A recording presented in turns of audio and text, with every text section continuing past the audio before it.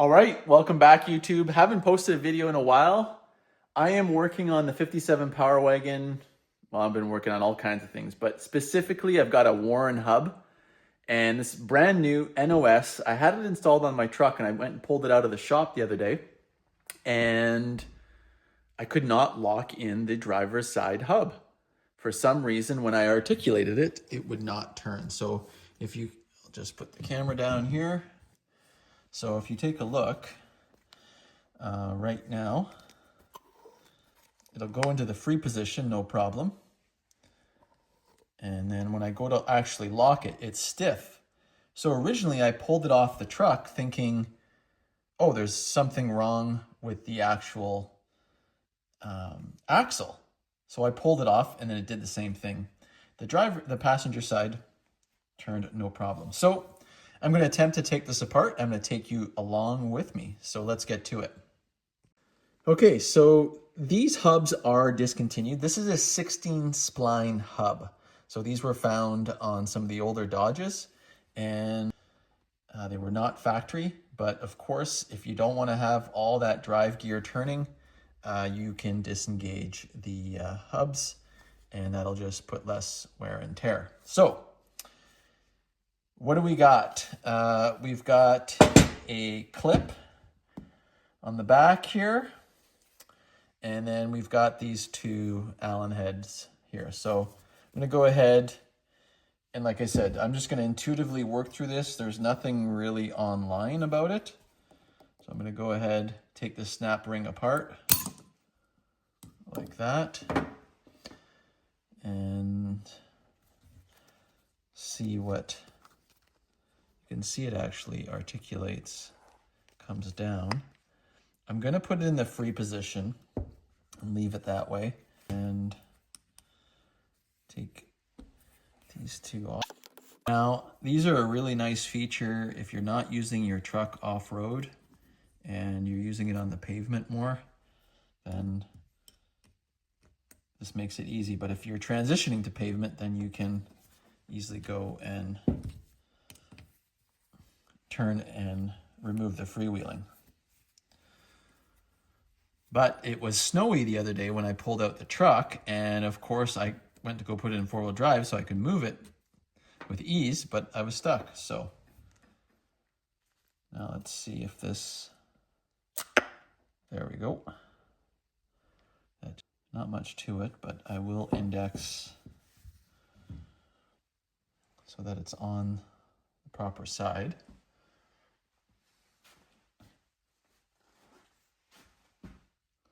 Mattering, but this is the proper way to do it. So just put a mark there, and we'll put a mark right there with the paint marker. Okay, so what do we got? Well, we had a gasket in between the two faces here, and this freewheels, so there's probably, yes, there is needle bearings in there. You can see those inside. So that freewheels. So this clip here goes on the outside edge and prevents this collar from coming out. So that makes sense. And this obviously just freewheels when the truck is not engaged. That makes sense. And it's not locked, and so this allows it to freewheel. And by looking at this section here, oh, take a look at this. Oh, that just came up. Okay, so those are free moving, these pins. So these locking pins. Okay, so it's pretty intuitive to see what's happening here. And then when I'm free, so right now, this is in the locking mode. And then when I rotate it counterclockwise, see, this is where it is stiff. It's not to locking mode. This inside collar pushed up. And so that makes sense because then it engages with this inside collar. So we'll call this the outside collar and the inside collar, and it engages in there. But the issue that I see, so now I'm going to freewheel. When I freewheel, I don't know why it hasn't come down. It pushed up when we locked it.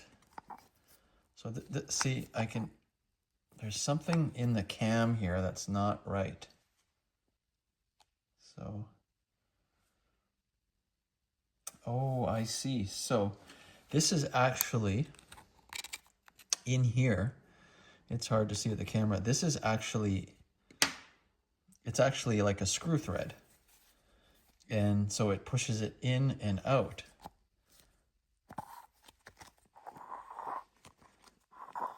So this should be dropping, but it's not.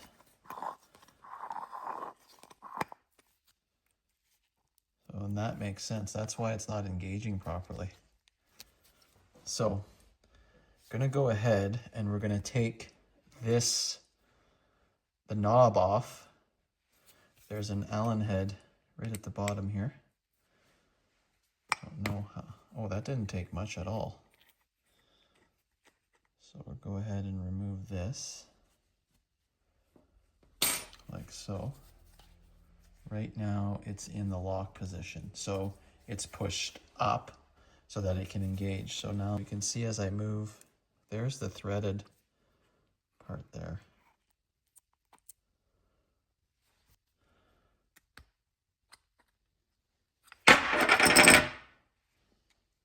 Aha, okay. So there is the knob. It's got an O-ring there. It's got a little ball. Oh yes, that's the indent ball where it's going to lock into place. I see. Okay, so now this comes out perfect. This is what I wanted to see. Now, again, I'm going to say we did, I'm going to mark this so that it all ends up in the same place. That's what my shop teacher would have told me, if in doubt. So we'll just mark that there, and then we'll mark that section there. There we go. And then this section here, yes, there it is. So we can see that thread, and that's where it's getting it's binding up. But it does seem to be going all the way without issue. You can see it in and then out. So disengaged and then engaged. I don't know why that was stiff. If I take this, it's just the way it was lining up, or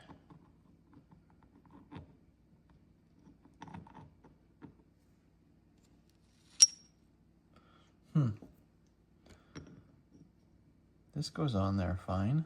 There's no issues there.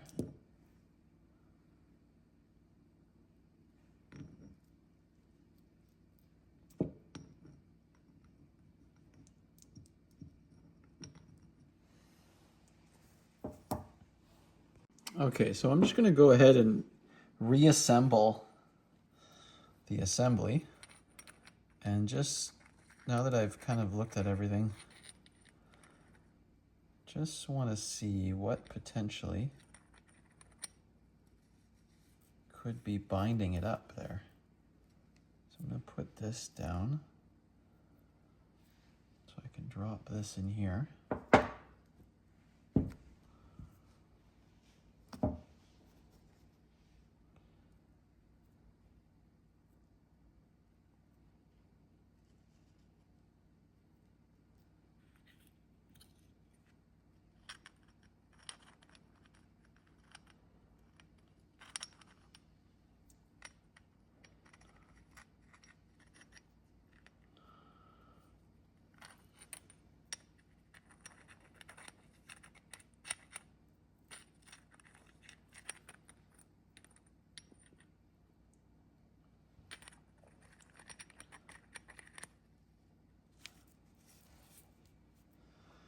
Okay, so we know that that went there.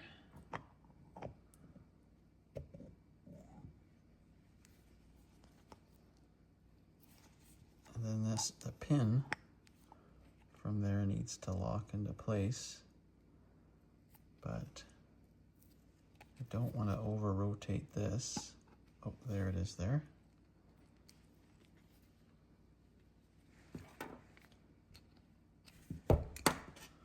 Then we'll take the retaining bolt here.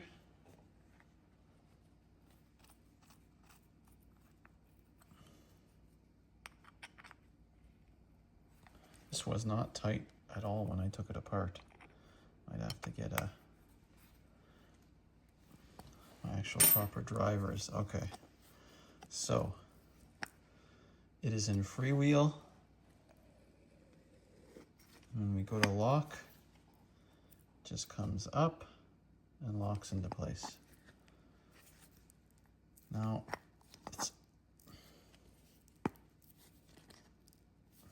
see, you can also see when I went to, when I put it into lock,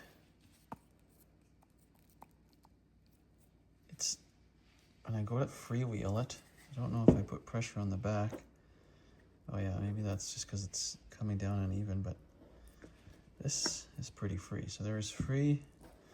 We'll go to lock. Lock.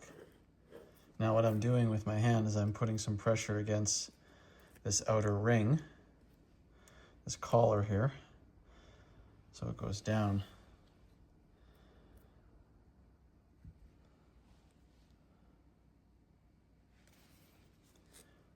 Yeah, it's nothing very obvious, but we'll there could be some machining that's just out of tolerance with something. Lock.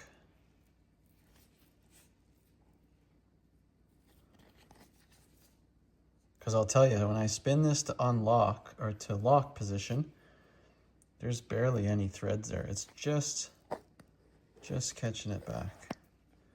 So you can see it pushes up, locks, then we take it back. This may be one of those things of just taking it apart. I don't know. But let's put this back together.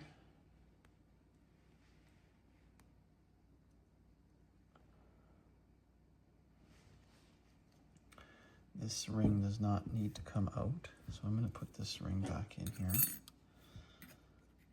so we don't lose it during the assembly.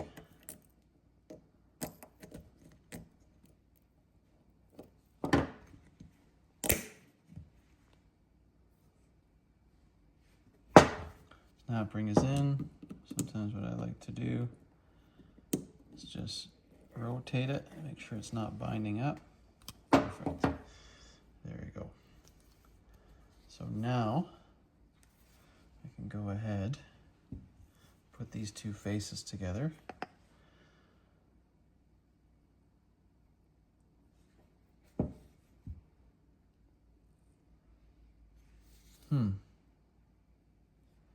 I just noticed something here. Take a look at this. Take a look right there. See this aluminum? See that aluminum right there?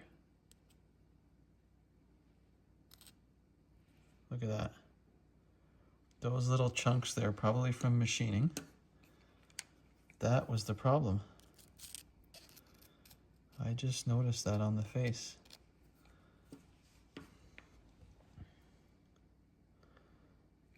Camera will zoom in there or not, but yeah, that was the issue. It was gunked up with some of the little filings from the machining. Wow, worn. Not impressed. These were brand new.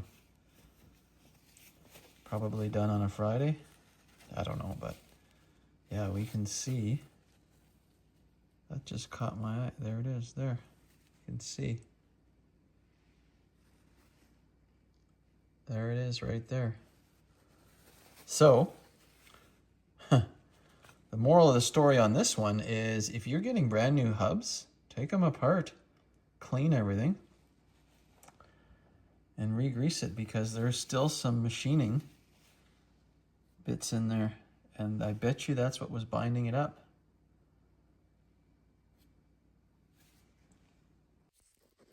No problem, it goes into the lock position. The issue is the following. It'll never go in the lock position if it's bolted together. Look at the gap. It cannot sit in there like that. So, again, probably from the factory, what I'm thinking is this has to be backed off one rotation down so it doesn't push it as high, because obviously it can't be, because when these two faces are bolted together, that's why I could not rotate it, right? So if we now see with my index marks how they're off. So there is an actual indexing to the outer collar and the depth with the screw, with the knob here. So I've just set it up so that when I put it back on, I can put it in the lock and free position.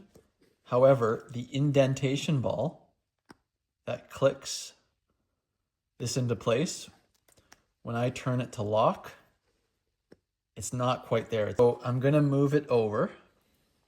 We can see where the original mark was and how I had to come, you know, from say 12 o'clock to almost 3 o'clock. I've got to move it over just once. And the only way to do that is to remove you